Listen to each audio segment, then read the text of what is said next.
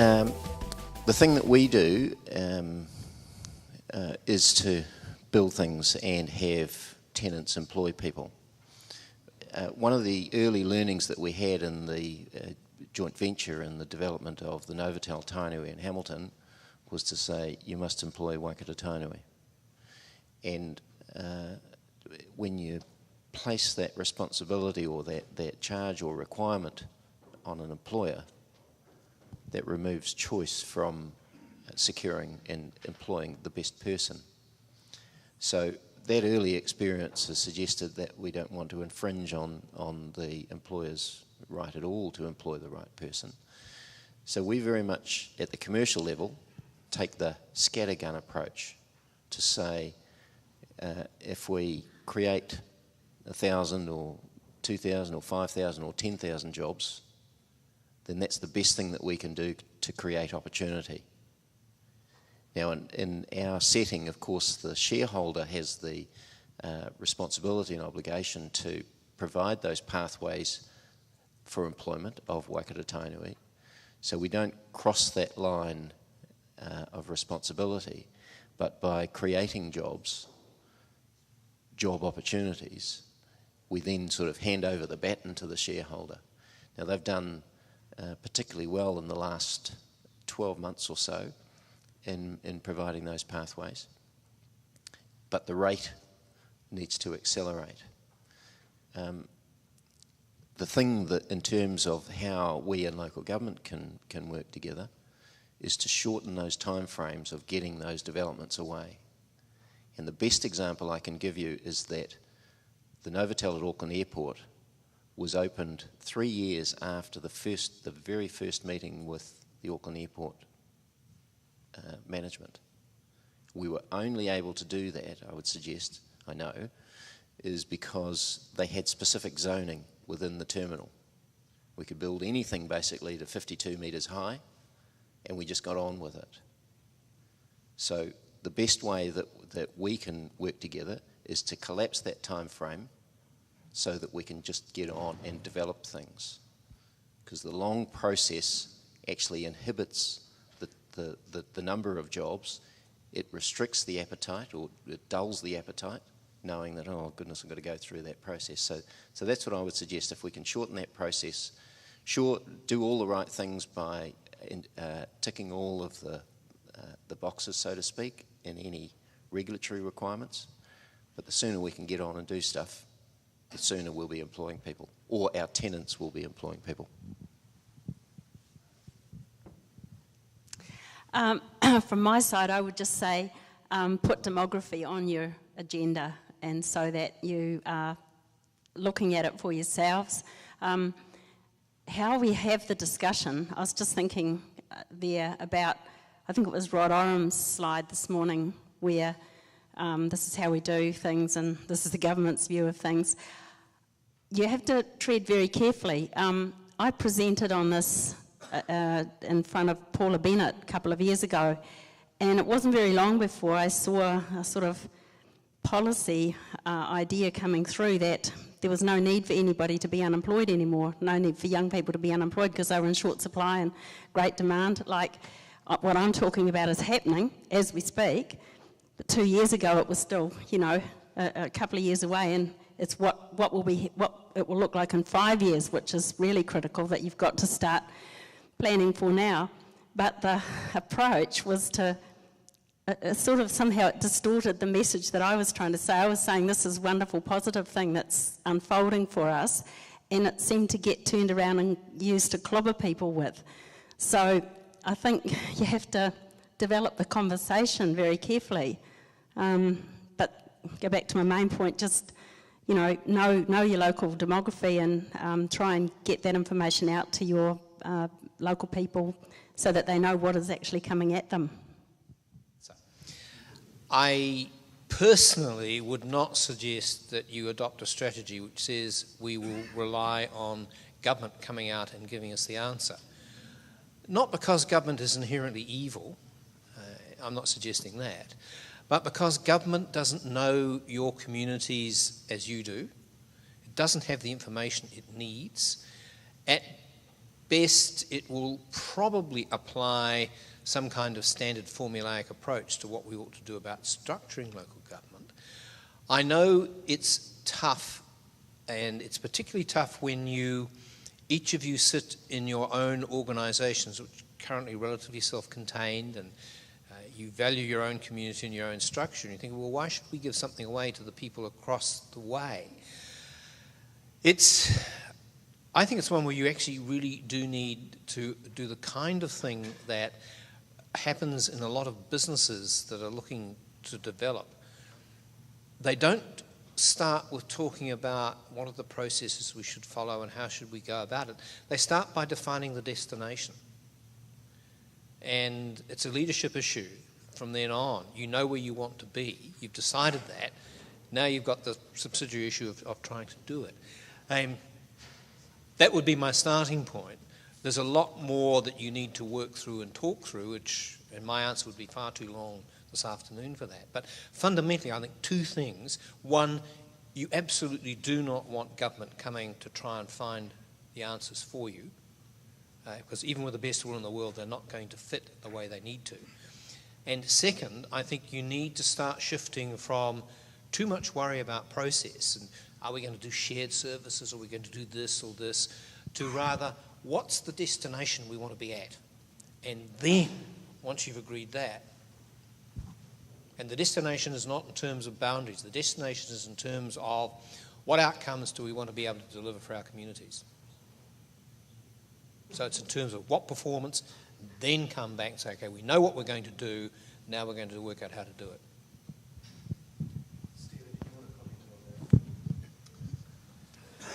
Yeah, it's a difficult one because the reality is unless you do that exercise yourselves, and I agree with Peter, the ideal would be that that's the way you achieve your outcomes, that you focus on where you want the Waikato to be, what you want it to be, and then how and what's the right structure to deliver that outcome.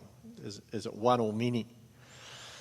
Past track record, and I'll refer to Auckland, is not crash hot on that.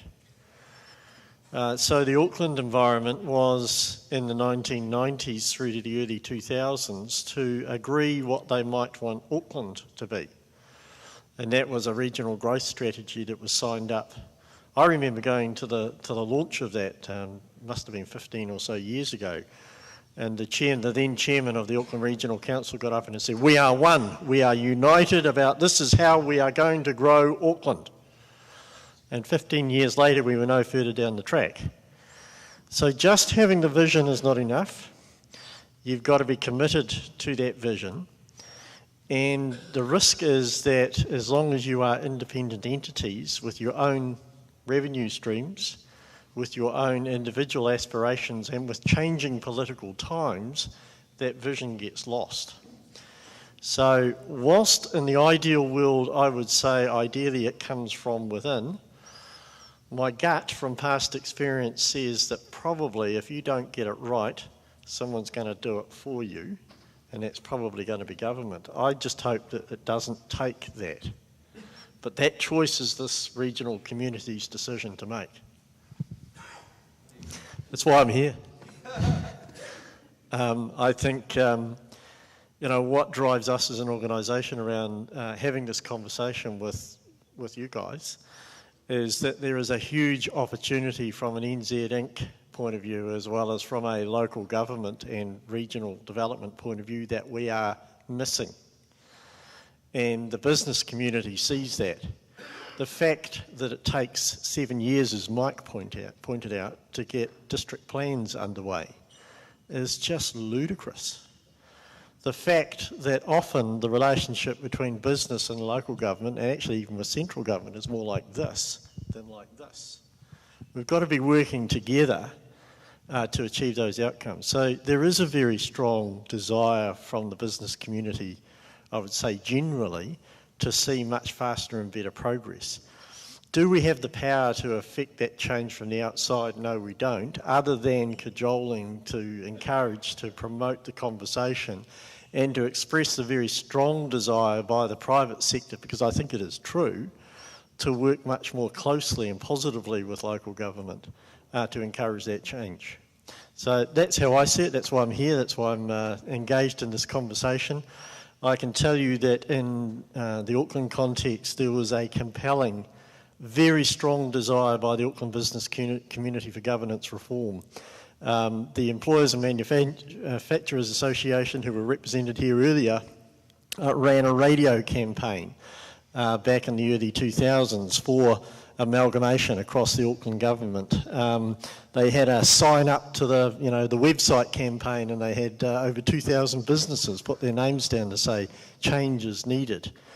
My organisation went round and corralled all of the community leaders across, business leaders primarily, but also actually people from the Salvation Army, the Surf Lifesaving Association, the museum, and all of those community leaders to sign a petition to the Prime Minister, then Helen Clark, to say we need some sort of external commission to look at governance in Auckland, because it ain't going to happen internally. The turkeys are not going to vote for Christmas, and that was the reality in Auckland.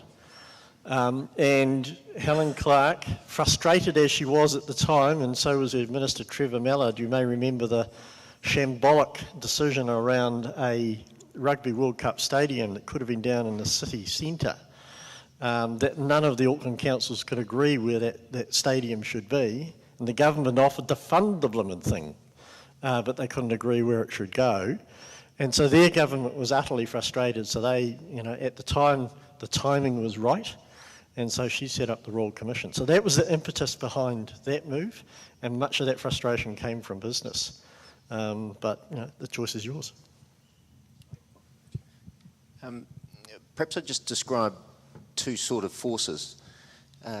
One's at the individual level, and the bigger the opportunity that might be lost, the more direct the interaction will be. So if there are big opportunities lost, then there'll be single voices, and that will depend on where particular people are at in their aspirational cycle. There is, however, the collective, and the fertile ground for change, I think, comes from the state of the economic climate. And for the longer we go on in a suppressed climate of low economic condition, I would suggest the stronger we will all grow about being unsettled with all of that, and that will be the driver for change. Now, we hit these hurdles, of course, with election cycles. So the next one at which it's, this likelihood of something coming along is late next year, both from a local and central government perspective. Might die down a bit, but there's a probability that we're on a 3-year cycle on this thing now, that we're on a little bit of a treadmill, right? So putting the individual circumstances to one side, I would say that we know that we're in a low economic cycle. We know that it's not likely to come out for maybe 3 to 5 years of any significance. And while that goes on, people's suppressed aspiration for better times will mean that so I guess it's watch the space over the course of the next 12 months and then, the 3-year cycle after that. Yeah, looking at experience elsewhere, it's very clear that governments finally accept that their role is to govern. And if you look at significant local government restructurings in other countries, almost invariably it's been a process of local government has talked amongst itself about the need for change and the things that ought to happen. Nothing much has happened. Key stakeholders, particularly the business community, have gone to ministers, and incoming governments or governments immediately after an election have intervened to impose change. And I see no reason why New Zealand will be any different. I absolutely agree with what Mike has said, that the economic pressures will drive that. Remember the chart I put up about what's been happening with manufacturing? That's a function of cost pressures making a sector relatively uncompetitive, and local government at the moment is too much a source of unnecessary cost, particularly in terms of processes and timing and lack of scale in certain functions and so So I think that you can all assume that the government which is elected to office in 2014 will have in its bottom drawer, if not in its electoral program, a reform of local government if local government has not picked up the challenge by then and demonstrated it can handle it itself. I'd make a further point.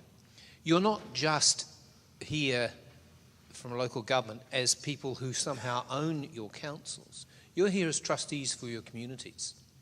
And when it comes to looking at the best form of governance for your communities, the driving issue shouldn't be your own personal preference about how you like to work or whether you can't stand the person across the road from the other council. It should be what will deliver the best outcome for the people I represent. And there's absolutely no question, but that we can do a lot better than we're doing now.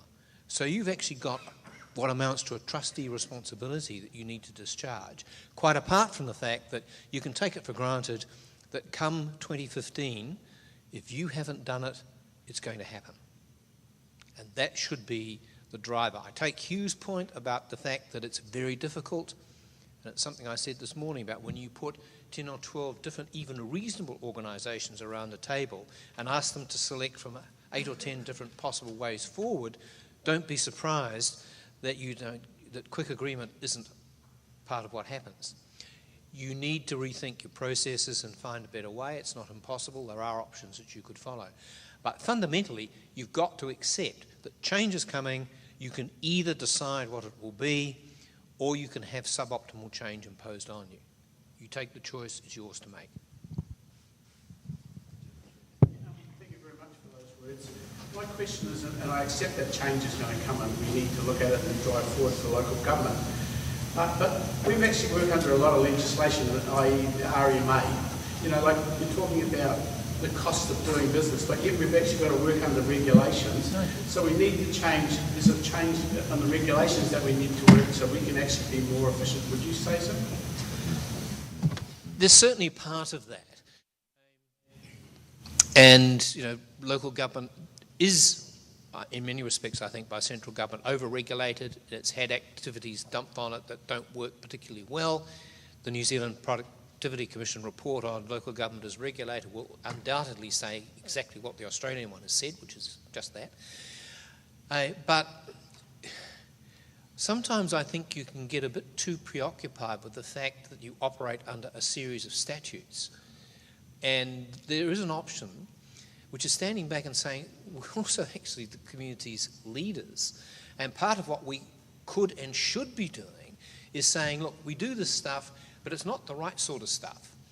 And we need to be part of a coalition that says this has to change and we need to create the political will for that. Dialogue between councils and people like Mike around what's the better process is an obvious example of the kind of thing that could and should be happening. And it's one that starts with saying, let's talk about what the ideal legislation should be rather than feel that we're too constrained with what we've got. The day-to-day stuff, yes, you've got to carry on and do what the legislation says. Although there are some good practice things that could probably improve performance. But fundamentally, your role is as leaders to identify what your communities best need to get their preferred futures. If you've got the business community on side saying the way the RMA works doesn't work for anybody, you're a long way forward to getting rid of a lot of those constraints. And the same with a lot of the other stuff you manage. The legislation is the same for everybody. But what I would suggest is that there are excellent examples happening in a number of places, right, within the same legislation. So the observance of what might be happening at one place that's applicable in another, easy wins to make in my view, that actually if you could spread those, you know, across a number, we're all going to be uplifted from that. So there's some fantastic things going on that could and should be shared and picked up. That would be the approach I would take. Trying to change legislation, for example, is a long, long, long road. So what can we do in the short term to make lives better? And I would suggest use the examples of what's happening in other places. But time for change of that legislation is ready. The RMA has not, in practice, served us that well. And when you look at the RMA, the Local Government Act, and the other fairly significant piece of legislation that impacts particularly local government is the Land Transport Management Act and the application of funding processes. Their objectives are inconsistent, their processes are completely different, their goals do not fit well together. Local government for wellbeings and long-term planning, RMA, court by court decision, project by project. That's dopey. The Land Transport Management Act is all about trying to maximise value out of the dollar spend from road users. That's a good outcome. But it is quite different in its processes. Often you have national priorities overriding local priorities, and they don't fit that well with the RMA process either. Wouldn't it be better to have 3 key land use planning legislation all working together in sync?